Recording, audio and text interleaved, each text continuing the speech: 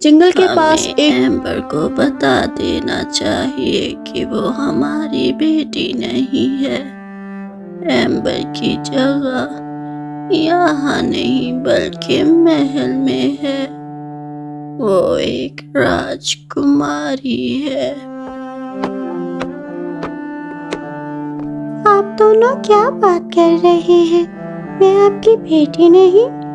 आप कहना क्या चाहते हैं?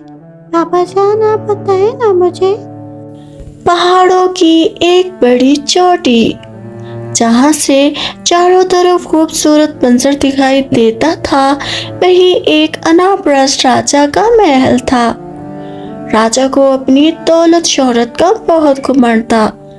काले लोगों से बात करना राजा की शान के खिलाफ था, लेकिन होने को कौन रोक सकता है। राजा के यहाँ 2 बेटियां पैदा हुई, जिनमें से एक बहुत खूबसूरत थी, जैसे आसमान से परी उतरी हो, और दूसरी बेटी काली थी, जिसे देखकर राजा को बहुत गुस्सा आया। ये क्या है? इसे उठाओ और यहाँ से ले जाओ। ये मेरी बेटी नहीं हो सकती। माफ कीजिएगा महाराज, पर ये आप ही का खून है। आप ही की बेटी है महाराज। मैं जानता हूँ, पर ये मेरी शान के खिलाफ है। लोग क्या कहेंगे कि राजा की बेटी काली है? हरगिज़ नहीं। मेरी सिर्फ एक ही बेटी है, राजकुमारी डायना, और ये काली लड़की आज से तुम्हारी बेटी है। और ये बात हम दोनों में ही रहनी चाहिए। अगर किसी को इस बात का पता चला तो तुम्हारा मरना तय है। जी महाराज, जैसे आप कहें। स्केलेट राजा का बहुत ही खास और वफादार गुलाम था, और इसकी कोई औलाद ना थी।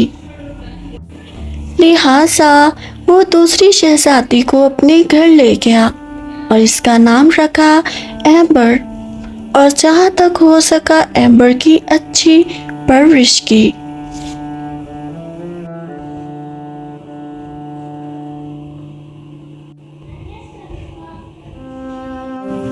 बेटी, इन काले लोगों से दूर रहो, ये बहुत बुरे होते हैं। पर पापा जान, वो एक अच्छी लड़की है। वो मेरी बेस्ट फ्रेंड है। ओहो बेटी डायना, तुम इतनी प्यारी हो और तुम इस राज की राजकुमारी हो। लोग हंसेंगे तुम पर अगर तुम ऐसे लोगों को अपना दोस्त बनाओगी तो। राजा राजकुमारी डायना को अपनी तरह बनाना चाहता था, इसलिए इसने हर मुमकिन कोशिश की और कामयाब रहा। राजकुमारी डायना बिल्कुल ऐसी ही बनी जैसे राजा चाहता था। दूसरी तरफ राजकुमारी एम्बर बहुत नेक दिल और एक सुलझी हुई लड़की बनी। फिर एक दिन हमें एम्बर को बता देना चाहिए कि वो हमारी बेटी नहीं है। एम्बर की जगह यहाँ नहीं बल्कि महल में है। वो एक राजकुमारी है। आप दोनों ये क्या बात कर रहे हैं? मैं आपकी बेटी नहीं। आप कहना क्या चाहते हैं? पापा जान, आप बताइए ना मुझे। तुम्हारी माँ बिल्कुल ठीक कह रही है बेटी, तुम एक राजकुमारी हो। गुलाम ने सब कुछ राजकुमारी एम्बर को बता दिया। मैं जानता हूँ मेरी बेटी, मैंने ये बताने में बहुत देर कर दी, लेकिन मरने से पहले सब बता दिया। इस बात की बहुत खुशी है। इस सब के लिए मुझे माफ कर दीजिए राजकुमारी एम्बर। बाबा जान, ऐसा मत कहिए। आप कैसी बातें कर रहे हैं? बेटी, तुम्हारा उस महल पर पूरा हक है। हम चाहते हैं हमारे मरने के बाद तुम उस जगह रहो जहाँ तुम्हें रहना चाहिए। राजकुमारी एम्बर यह सुनकर बहुत अफसुर्दा हुई, लेकिन उसने अपने गम को छुपाए रखा और अपने सौतेले माँ बाप के सामने जाहिर नहीं होने दिया। वो खामोश खड़ी रही। कुछ दिन के बाद उसके सौतेले माँ बाप वफात कर गए। अब वो अकेली हो चुकी थी और दूसरी तरफ राजा किसी बीमारी की वजह से इसका रंग काला हो गया और राजकुमारी को काले रंग से नफरत थी, तो वो अपने बाप से भी नफरत करने लगी। नफरत करना उसे बचपन से ही सिखाया गया था। राजकुमारी डायना ने अपने बाप से मिलना बंद कर दिया। राजकुमारी डायना की एक झलक देखने के लिए राजा तरस रहा था, लेकिन राजकुमारी डायना को इस बात की फिक्र नहीं थी। राजा की बीमारी बढ़ती गई और अब कोई भी इसके इलाज के लिए तैयार न था, क्योंकि राजा में बीमारी की वजह से इसमें बहुत बुरी बदबू आने लगी थी और कोई भी इस बदबू को झेलना नहीं चाहता था।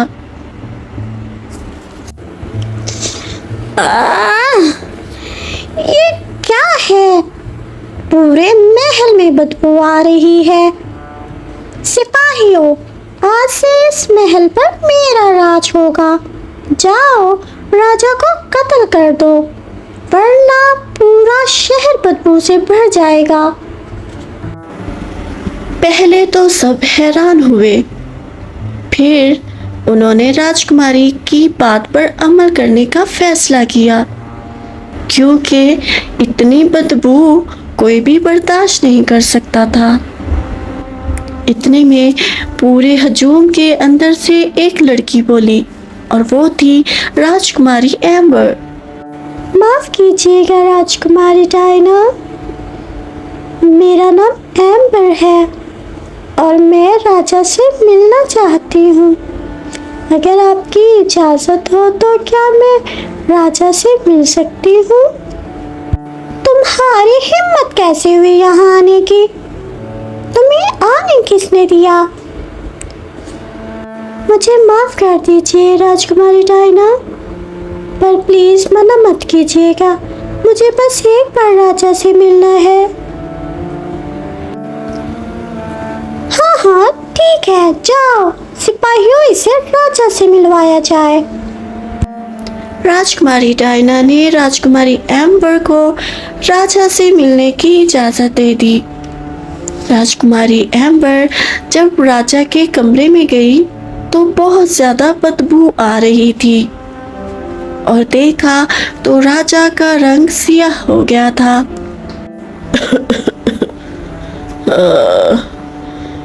बेटी डायना, तुम आ गई क्या?